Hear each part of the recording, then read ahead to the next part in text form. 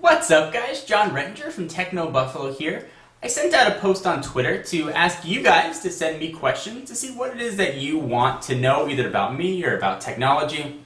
I get a lot of questions overall, whether it's via Twitter, personal email, or YouTube email. This is a nice opportunity for me to be able to answer some of the questions that I think maybe others might have as well.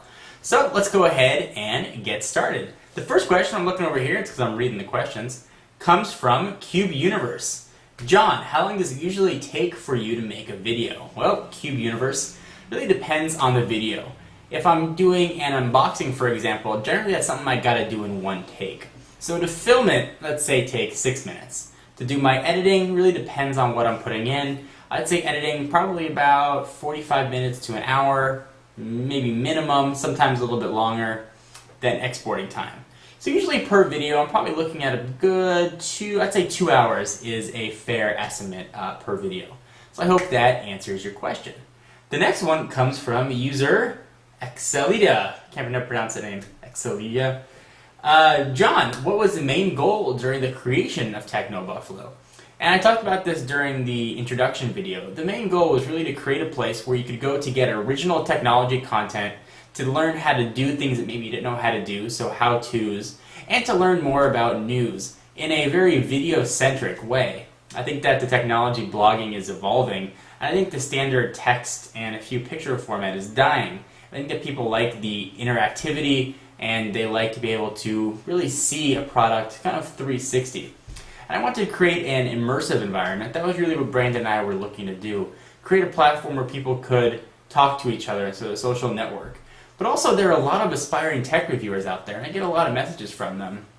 So Techno Buffalo is going to give them a voice, give them a platform to make their own site. And if they do a good job, we'll post that content on the Techno Buffalo main site, getting them more exposure. And also, since they're doing the work and putting out the content, have them get a chance to make some money from it too. It really just only seemed fair.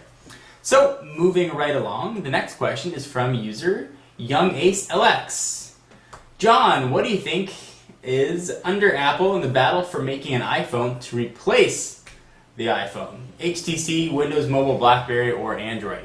I think what he's saying is what I think is going to possibly usurp the iPhone in terms of usability and finger friendliness. And I think the best candidate for that has got to be Android. Seeing what HTC has done with the Hero, seeing what Android itself has become with the MyTouch 3G and with the G1 and these new Samsung Android devices coming out, it's very impressive. I think Android has a ton of potential, so I really got to put my weight behind Android. It also has one thing going for it that the iPhone doesn't, that it can be released on multiple carriers. And the iPhone right now is locked to AT&T. There could be a hot Android device for T-Mobile, for Sprint, for Verizon, and for AT&T, really just broadening the user base, which would be quite nice for the developers, make the Android marketplace even bigger. So I think that Android probably has the best chance. Let's move right along. The next question is from Aaron Cook.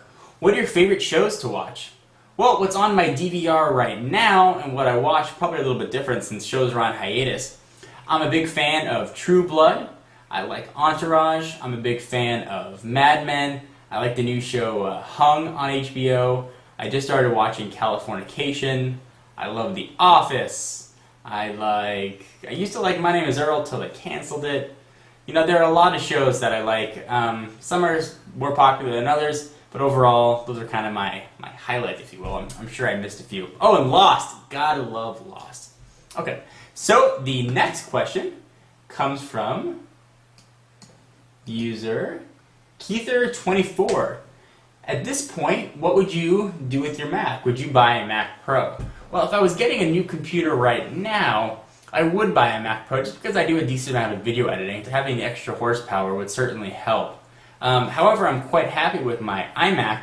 I have no plans right now to purchase a Mac Pro, but if I was to get a new one, it would be probably the Mac Pro. So the next question comes from Rafael Singh Diaz. As a Mac user, do you think Macs can be used by professionals, like, for example, engineers, or should they stay with Windows? Well, that's actually a really good question.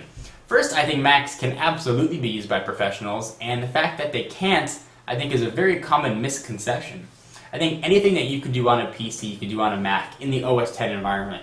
I found that there is almost an equivalent for every piece of Windows software on the Mac side.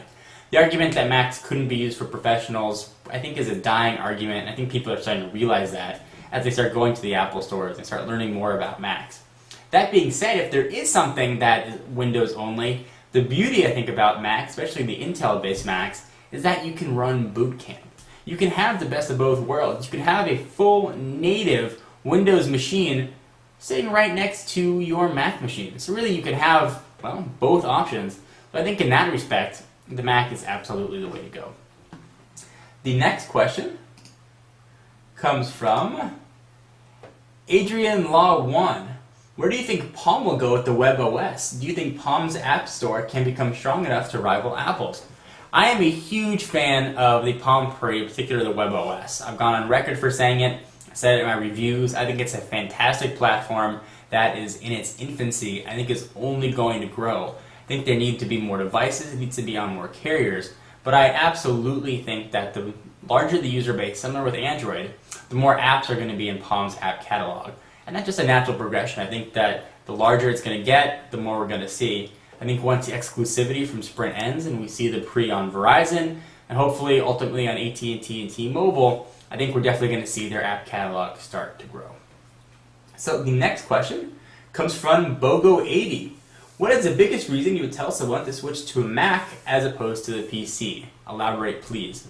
Well, the biggest reason that I generally tell people to switch to Macs is, well, this. For the average user who doesn't always defragment their computer, doesn't go through and do, this is the PC user, who doesn't go through and do PC maintenance, their computer is going to slow down.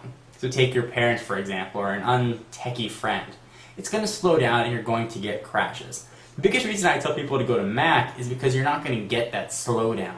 Or at least it's not going to be that pronounced, and you're not going to get those regular crashes. Certainly if you monitor your PC and you take good care of it with utilities and tools, you can keep your PC running fantastically fast. But like I said, for those of you that don't, I think the Mac, just from a stability standpoint, is a better way to go. You certainly can get viruses for the Mac, but the odds of getting one are much less because there aren't as many viruses that are written for OS X. So I think stability, I think it's a lot easier to use as well and a lot easier to learn. I think the learning curve is not very steep. So those would be the biggest reasons I would tell someone to switch to Mac over PC. Plus, you can run all your PC apps right on your Mac. Either virtualize it or just boot camp it. So really you can have both. That kind of helps people transition. So the next question comes from Fion D. John, do you know where I left my Swiss Army knife? I believe it was in your jeans pocket on the floor. So go ahead and check it out. Anyway guys, just some questions or some answers to some short questions. Hope you enjoyed. For exclusive content, be sure to check me out on Twitter, twitter.com/John4Lakers. And to check out TechnoBuffalo, obviously check out technobuffalo.com to learn more about it. And for all your techy needs and some exclusive content, check out twitter.com/TechnoBuffalo. I'll see you guys in the next video. Bye-bye.